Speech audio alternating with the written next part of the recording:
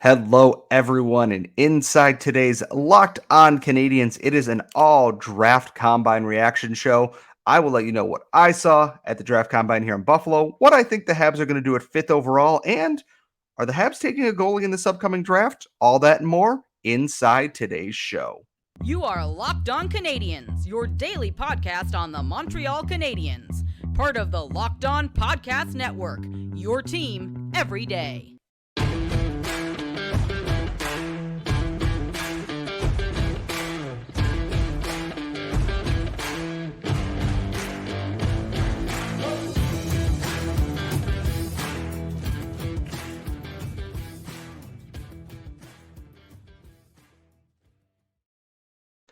Hello, everyone, and welcome to episode 864 of Locked On Canadiens. We are, of course, your daily Montreal Canadiens podcast, part of the Locked On Podcast Network, where you get your team every single day of the week, wherever you find your daily podcast, Google, Apple, Spotify, or if you're watching my shining face here on YouTube, you will notice that I am flying solo today. My co-host bravely took the Friday mailbag, and seeing as I was at the NHL Draft Combine here in Buffalo, I thought I would take the Monday episode to give you all an inside look kind of at what I saw and what I think the general vibe around the NHL Draft Combine was. And the biggest thing is here, as I looked at the Combine and came in, it's the Connor Bedard show. It is the Adam Fantilli and Leo Carlsson show here. Those are the three names that were on the tip of everybody's tongue in terms of those top three picks. Watching the Columbus media interview Fantilli and interview Carlsson, neither of whom were actually part of regular testing. Carlsson himself said, long season, little banged up, little tired, just want to start focusing on recovery a little bit before he was asked, now I guess infamously based on my mentions, what do you know about Columbus? And he looked right at that report and said, well, I know where it is on a map, which a credit to him, because I could not find Columbus on a map, at least not right away. And I live in this country, but it was the Bedard show, and listening to overhearing to some on the outsides of some of the scrums that I didn't jump into, just kind of listening from the back, listening to them talk to WHL players, Tanner Molendyke, Grayson Sachin, and some of these other players. What can you say about Connor Bedard, and what can you do about a player like Connor Bedard? And everyone is complimentary. He's a specimen, basically, is the response you got from a lot of players, and that he does things that you don't even think he can do, and then he does them. Even if you've done everything right, you are sometimes just hoping and praying that things have gone right for you, basically. And with a player of the talent of Connor Bedard, it's hard to contain that. Andrew Cristal spoke closer to the end of the combine because he and Bedard play roller hockey together. And he was talking about that. They've played hockey together since they were 6 or 7 years old. And there's just an unseen parallel bond between these players. He's a freak, basically, is the number one thing that you got told about Connor Bedard, is that he's a freak. And Chicago is admittedly extremely lucky to be getting a player like him. Watching him test, he was extremely good in physical testing, measured in just under 5'10". Size is an irrelevant factor. We know this. He's a gamer because he didn't have to do all this testing. He wouldn't be the first person who's like, well, I don't want to. What do I have to prove still? He went through all of that. Connor Bedard is doing everything like he has something still to prove to so many people at the NHL level, which is just a terrifying thought to have in the back of your mind there. And he's not the only one between him and Cristal. The USNTDP group that was here, Will Smith, Ryan Leonard, Gabriel Perreault, Trey Augustine, who we talk about later on in the show as well. There is a bond in this group of players that they asked Will Smith, and they asked Gabriel Perreault, and they asked Ryan Leonard, hey, was there some kind of, recruitment strategy going on here, trying to bring one another to Boston College? And it seems kind of like that's how things went. Gabriel Perreault, apparently Will Smith and Ryan Leonard were like, They were trying to get Gabriel Perreault to come with them. You talk to any of them and they go, well, this guy does this and this guy does this. And, Gabe Perreault makes plays like this. And Ryan Leonard just, opens up space, and Will Smith and Smitty. He's so creative in this. It's such a tight-knit group that, one, I wouldn't be upset if the Canadiens drafted any of the three of them. I don't think Perreault will fall far enough for the Canadiens to draft him in the back half of the round. And based on what we learned about the San Jose Sharks, I don't think Smith's going to be there at fifth. It seems like the Sharks are leaning towards Will Smith here. And we will talk about the Canadiens, what I think they're going to do at fifth overall coming up. But there's just a bond between a lot of these players here. You had, I think it was Nate Danielson was watching Bedard test, and he was, acting as like his coach, his cheerleader, kind of going through that. There's a bond between a lot of these players. They're competitive. You can see it in all of them. There's that every player is speaking that there's always something more to do. There's always something more to do. I can always be better. My teammates make me better. It's not all me. I am where I'm at because of X, Y, and Z, or Z for you listening in Canada. It's a really good draft to have a top 5 pick in. And yeah, Connor Bedard aside, like even if Connor Bedard wasn't here, there's enough players in the top 5 of this draft that probably would have been in contention or gone first overall last year, potentially the year before that. It's a freakishly stacked group at the top of this.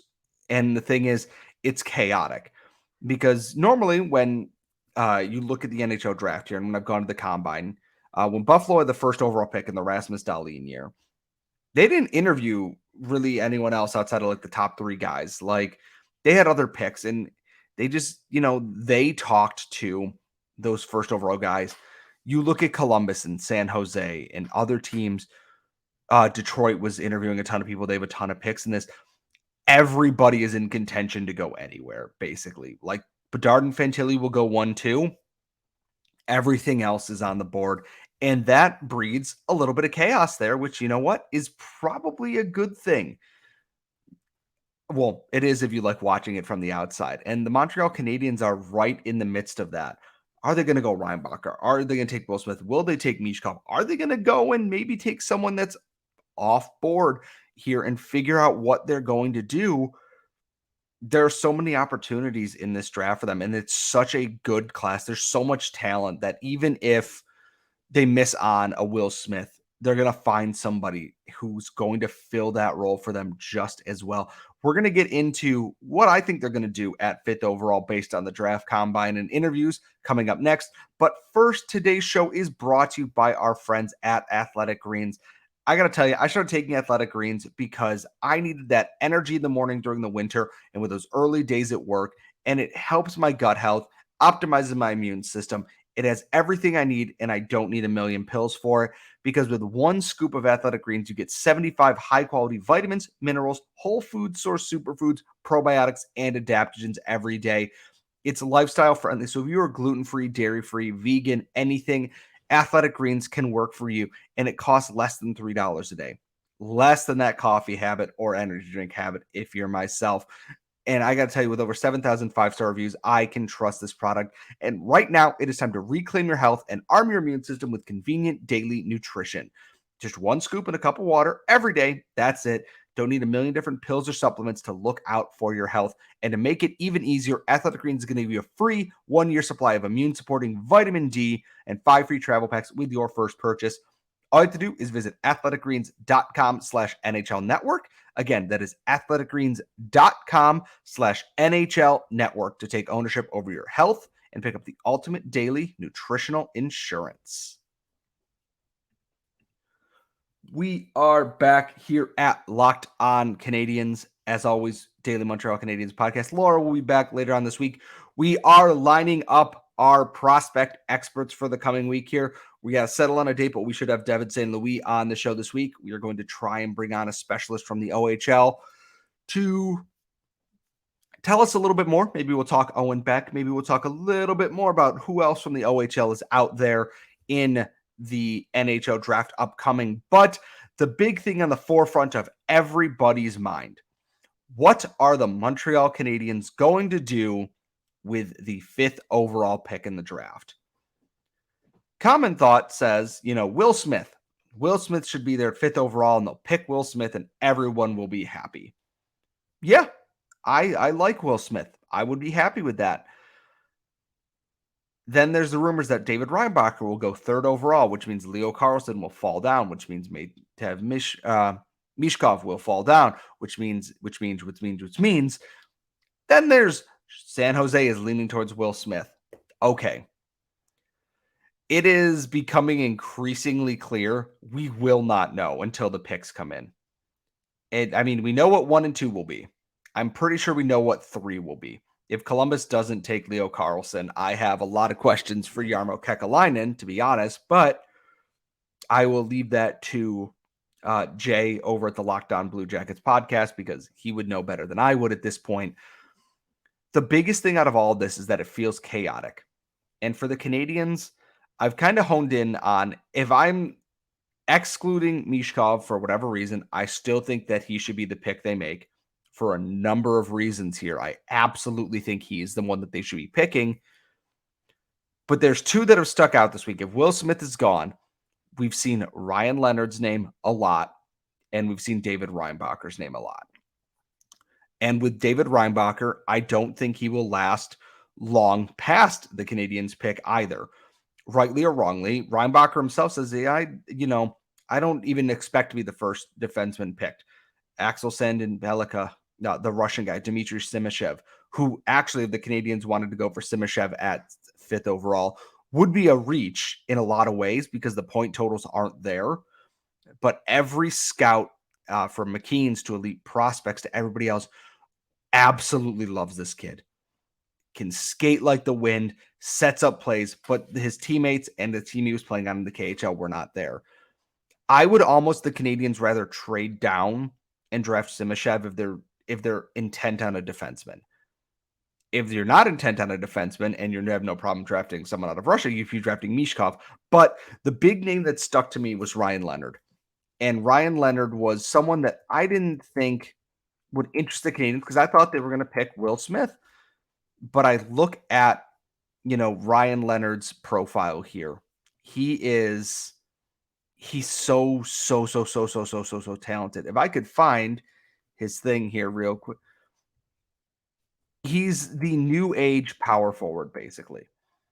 He's from Amherst, Massachusetts. So I'm sure Kent Hughes is extremely familiar with what Ryan Leonard can do at this point.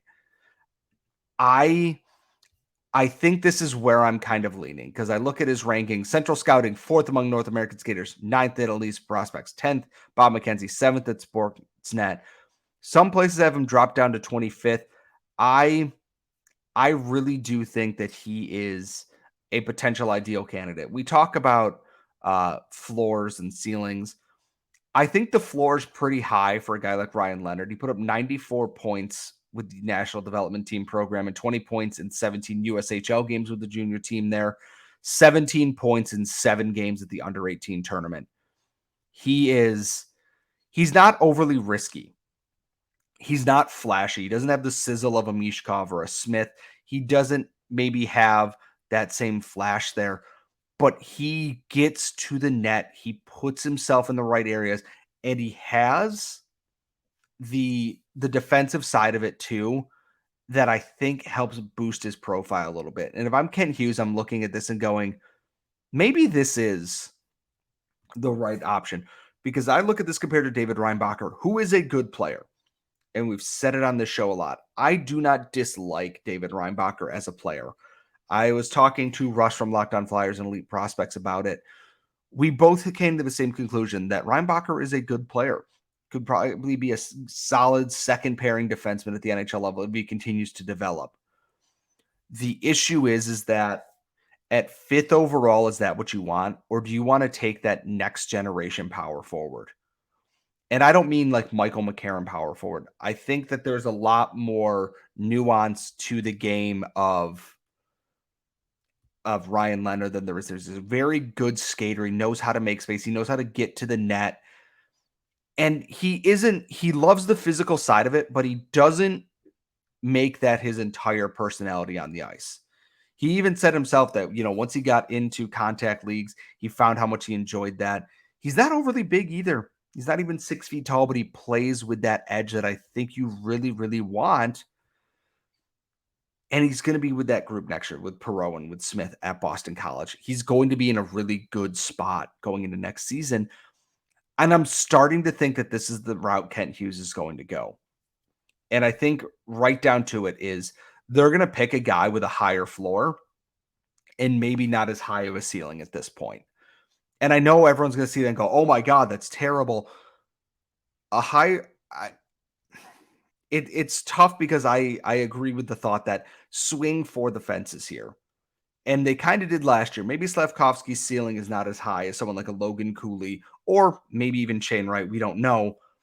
But the floor is a safe, stable bet that I think Slavkovsky will become a good middle six NHL winger. Ryan Leonard has that same kind of profile that I think he could absolutely become a regular NHL player. That scoring ceiling might not be as high depending on how his game develops. Same with Reinbacher. Reinbacher already has a pretty solid defensive game there. He plays a mature game. He needs to add offensive upside. How much offensive upside will there be? I don't really know. And we've talked about, he says he loves to model his game after Moritz Seider, which makes sense. He's the one that everyone has been comparing him to. If that offensive upside is there, yeah, great, but I'm not 100% sold on that. My big thing is if they're going to go with high floor, lower ceiling at 5th overall, later on in the draft, 31st overall, you got to be swinging. And I mean swinging for the fences there. You got to make an impact here with your next pick. Philip Machar was a great bet. They went to Owen Beck, who you could consider safe, but was a great pick at 32nd overall. And then at 62nd, they swung for the fences and ended up with Lane Hudson. We know the Canadiens will take risks, which is why I think it would be disappointing to know that they're looking for floor over ceiling in terms of a draft pick here. Like you're talking 3rd round, you got a guy who's got a higher floor, maybe won't be a superstar at the NHL level, but might be a bottom 6 forward. Okay, fine. Top 5 overall, Mishkov has superstar potential. Will Smith has superstar potential. I would prefer to see them take the gamble on that than not. But at the same time, I don't know how the dice are going to fall in front of them first either. Columbus is having a very weird offseason. They're improving, but in a way that I didn't expect. And a lot of it comes down to what they do at the draft. Will they go after Mishkov? Will they go after Carlson? Will they go after Reinbacher like the rumors say? Are they going to take Ryan Leonard? Who knows? There's so many opportunities for teams to do something absolutely nuts here. And I'm very curious to see how that all turns out. What I do know, though, is I think the Montreal Canadiens are going to be drafting a goalie in the upcoming NHL draft. I talked to 3 of them at the Draft Combine. We're going to break down what they had to say and why it's the best time in the world for the Canadiens to be drafting a goalie. And that's coming up in our next segment. But first, for a championship team, it's all about making sure that every player is a perfect fit. And it's the same when it comes to your vehicle. Every part needs to fit just right. So the next time you need parts and accessories, head to eBay Motors. And with eBay Guaranteed Fit, you can be sure every part fits just right the first time around. Just add your vehicle to My Garage and look for the green check to know the part will fit or your money back. Because just like in sports, confidence is the name of the game when you shop on eBay Motors. And with over 122 million parts to choose from, you'll be back in the game in no time. After all, it's easy to bring home a win when all the right parts are guaranteed. Get the right parts, the right fit, and the right prices on ebaymotors.com. Let's ride. eBay Guaranteed Fit, available to U.S. customers only, eligible items only. Some exclusions may apply. We are back here at Locked On Canadiens. I am your solo host today. I am Scott Matla. Don't worry, Laura will be back before the week is over. You do not have to worry about that. I want to thank her for taking the Friday mailbag episode so I could have a Friday night off to prepare for the Draft Combine and just kind of relax around the house.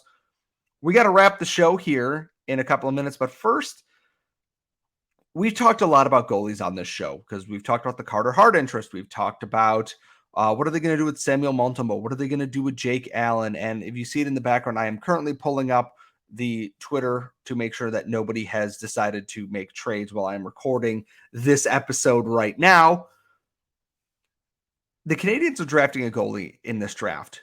I don't know when, but they are. And I say that only, but not based on the Canadiens coming out and saying they're going to do that. I talked to three of the top goalies in this upcoming NHL draft class: Michael Hrabal, Adam Gajan, and Trey Augustine. Three very unique paths to all end up in the NCAA and in the NHL draft class here. I wrote an article about it at Habs Eyes on the Prize. Absolutely fascinating group of goalies. Michael Hrabal is nearly 6'7". He's athletic. He's got so much raw talent to him. And he is heading to, I believe, I want to say he was going to, he's going to the University of Massachusetts. That's right. So he's heading to Hockey East, somewhere Kent Hughes loves a lot. Adam Gajan, who is a re-entry in this draft, wasn't picked last year, was in his country taking GoPro footage, sending it to teams in North America and any junior league trying to get their attention. He ended up in the NAHL with the Chippewa Steel, played a couple of games for the Green Bay Gamblers in the USHL, ended up with a deal to play at the University of Minnesota Duluth, which is a great school. They've, recently won NCAA titles. They're usually a very competitive team in a very competitive division. Kid's a self-starter. He's his own height, man, at 6'3". Absolutely love. And he's the one at World Juniors for Slovakia. Slovakia's team was not where it needed to be because Slavkovsky obviously wasn't there. Some of the guys were missing on that team. That could have been a real star-studded roster. They lost Samuel Hanzik for part of the tournament too. And Adam Gajan was goalie of the tournament. He made his own path there and stood out. Michael Hrabal was really good at the under 18s. He went 1-4, but the Czechia team was just not where it needed to be. And then Trey Augustine has been potentially the top goalie in this draft, depending on who you ask. He's the smallest out of all of them. He's 6'1", and that doesn't bother him at all because he loves to model his game after UC Saros, who, he was 5'11", one of the best goalies in the NHL, lots of Vezinas there. And even his teammates, we talked about how Leonard, Perreault, and Smith can't stop talking about each other. They talk about having a goaltender like Trey Augustine in practice every day makes you better. Talking to Gabe Perreault in his interview, he's like, you get the puck to one side of the net and you think you've scored, and that you look over and Trey's there. He's got it covered. There's no angles there whatsoever. It forces you to be better in practice, to pick better shots and do better things. I originally wasn't on board with the Canadiens going goalie. After sitting down, doing a little bit more research, talking to these players, and learning, all three of them talked to the Canadiens at various points this week and for various amounts of time, they're picking a goalie. And one, I think they need to. Caden Primo's kind of caught in limbo. Jakub Dobiš is an unknown at the professional level right now. Joe Vrbetic needs another AHL contract. He's an unknown at the professional level right now. You have Montembeault and you have Jake Allen. Montembeault is a UFA next summer. Jake Allen, I believe, is a UFA next summer. You let Frederick Deschau's rights expire. Emmett Croteau is still years away. If you're the Montreal Canadiens right now, it's the perfect time to take a goalie. You can sign Montembeault to a 3-year extension after July 1st this year. And that fits that timeline of, okay, Dobiš could be ready by then. Croteau could be ready by then. Whatever goalie you pick this year could be ready by then. And maybe even Joe Vrbetic is ready by then. Who really knows at this point? It's the perfect time to do this. And this draft class seems loaded with them. Because also in here, Scott Ratzlaff from the Seattle Thunderbirds, Thomas Milic is in this. Carson Bjarnason from Brandon is in this draft class as well. Jacob Fowler is one who I didn't get a chance to talk to. I don't think he was actually at the Combine, but goalie people have talked a lot about Jacob Fowler here. There are opportunities, and I'm not saying the Canadiens need to take just one. They don't need to just draft, Adam Gajan and be like, that's it. If they want to, if they pick one and they come up to the podium again and there's another one there that was on their list, take two. Because the worst thing that can happen is you can end up like the Sabres did when they had Eric Portillo and Devin Levi, and then you have two very good prospects in your pool. Okay, we can only pick one. You don't have to, but if that's the case, you can recoup assets on that player. It's entirely possible. I absolutely think the Canadiens in the second round there with their first pick in the second round are taking a goalie. I would be stunned if they didn't. Because I think there will be a run on goalies. Once whoever goes first, and in my best guess, I think Trey Augustine will be the first goalie off the board, if not Michael Hrabal. It'll be one of those two. Hrabal being 6'7" and athletic is going to get a lot of people, torqued in the right ways in terms of goalie analysis. And Trey Augustine is just your prototypical solid moldable goaltender. And I think the Canadiens would be greatly served to, acquire either of them in this draft, just because I do really think that they need to add in that position there. I don't know much about Emmett Croteau. I didn't watch a lot of the USHL, and I believe he's going to Nebraska Omaha next year. So keep an eye on that, I suppose. I'm curious to see what Dobish does, but I think this is the draft class for the Montreal Canadiens to add a goalie in. There's so many opportunities. They could take a swing early and late. I think they'd be fine to do so. I'm really curious to see what they do with that, because this seems like the best goalie draft class I've seen in a little bit. I am admittedly not a goaltending expert in any way, shape, or form. So if any of our Twitter goalie experts out there want to let me know how well my thinking is, please let me know. Tweet us at LO_Canadians. Tweet me at Scott Matla. Emails can go to lockdowncanadians@gmail.com. Like I said this week, we're likely going to have David St. Louis from Elite Prospects on. We're going to talk the QMJHL. We're going to talk the draft, everything else. We're going to try and find somebody else to come on and talk about OHL prospects. I want to talk about Quentin Musty and Colby Barlow a little bit, even if the Canadiens aren't drafting them, because they are fun. We have so much more coming up for you. Make sure you subscribe wherever you get your daily podcasts or on YouTube. Thank you, everyone, and we will see you all next time.